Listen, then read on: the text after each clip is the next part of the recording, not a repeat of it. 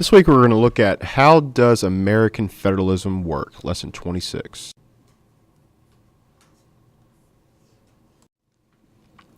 Essential question, how does American federalism work?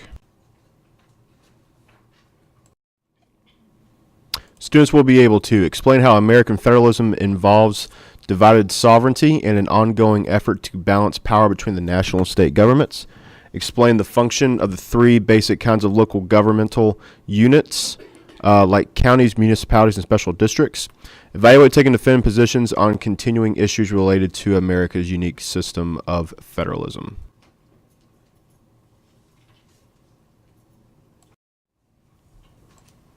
Here's our Florida standards. We're going to analyze public policy solutions or courses of action to resolve a local, state, and federal issue. And we're going to define federalism and identify examples of the powers granted and denied to states and the national government in the American federal system of government. I'm actually editing it. Here's our vocabulary: initiative, local governments, recall, referendum, and reserve power.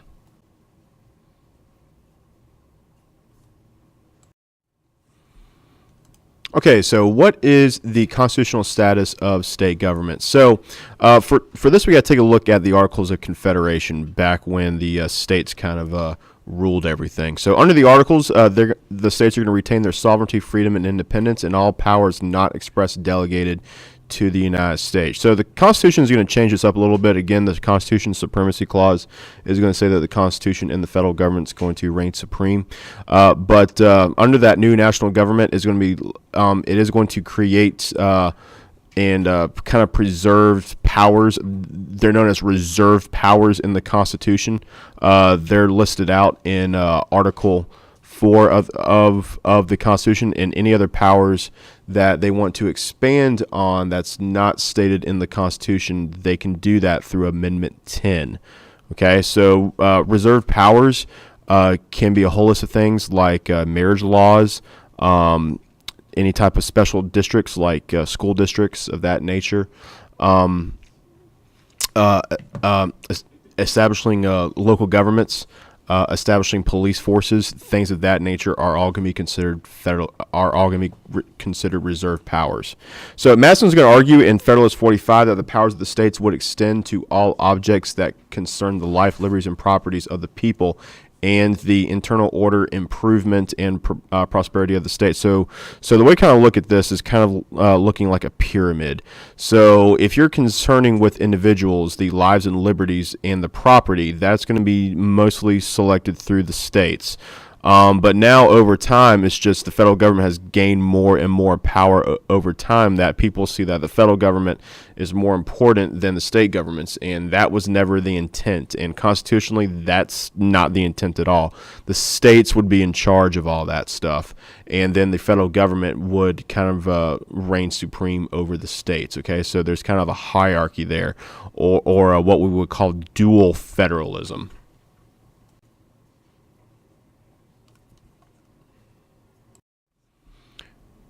Okay, so how are state governments organized? So every single state has their own Bill of Rights. Every single state has three branches of government: a legislative branch. These are called state assemblies. So 49 out of 50 states have a state House of Representatives and a state Senate. Nebraska wanted to be different. They have a unicameral legislature, so it's just the Nebraska State Assembly. Every single state has an executive branch. They have governors, and the judicial branch. They have their own state Supreme Court and county courts, and most states do have their own appeals courts as well. And let's take a look at the creation of local government. So we have counties, municipalities. Municipalities are like towns and cities, and then we have special districts like school districts or fire districts. School districts are probably going to be the most well known.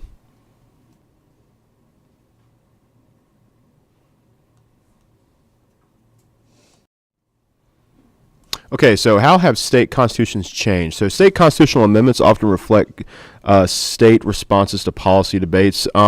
State constitutions change a great deal more, as you can tell, like back in 2018, the fall, Florida had about 13 amendments that were going to be added or changed in Florida's constitutional Bill of Rights, I guess. So you see a more frequent amendments made in state constitutions, and they're also more complicated through detail. State constitutions, on average, I think I read it was about 20,000 words. And the federal constitution doesn't even come close to that. So in one election cycle, you could be voting on 13 different amendments, and compare that to the federal constitution. Well, there's only 27 amendments, and it's a lot harder to change that. But for the state constitution, so if we're looking at Florida, to add an amendment or to change an amendment, it has to be done through a democratic process through the state, and you have to get 60%.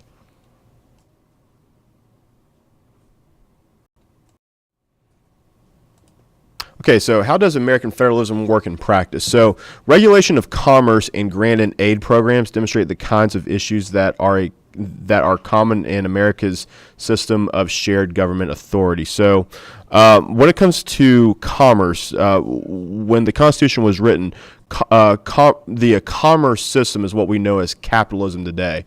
So the term capitalism is actually going to be coined by Karl Marx in the late 1800s, but before that, capitalism was known as the commerce system, okay? So when it comes to the American government, the regulation of commerce means that government can intervene to make sure that the commerce system, the capitalist system, is in regulation. That basically means that it's working and operating, okay?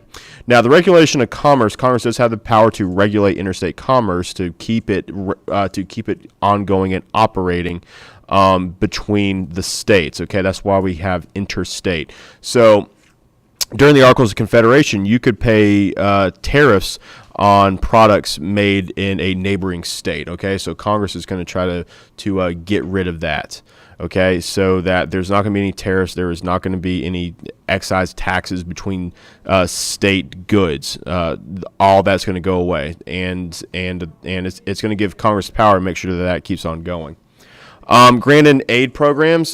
This is through cooperative federalism, where the national government gives money grants to states to help with programs like transportation and welfare. This is going to come out with the New Deal programs back in the 1930s under FDR. And what these things are going to be designed to do is that you are going to have money coming from the national government, maybe money also coming from state governments to basically deal with problems and to put money towards programs.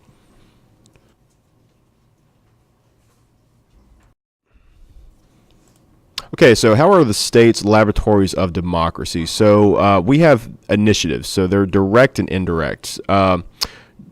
Groups or the state legislature proposes and drafts a law or a state constitutional amendment. So the direct way is going to be through state legislatures. Indirect is going to be through interest groups. Referendums, these are placing a measure that has been approved by a legislature on the ballot for popular vote. Okay, it could be things like a marijuana use, medical marijuana use, things of that nature. Recall elections. This is the process of removing elected officials from office.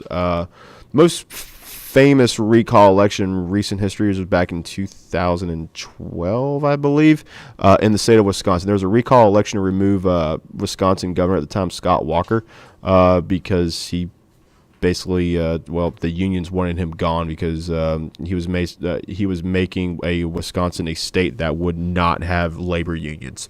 So these very powerful labor unions through an indirect initiative wanted to try to remove him from office. So they had a recall election. Okay, and Scott Walker was only 2 years into his governorship.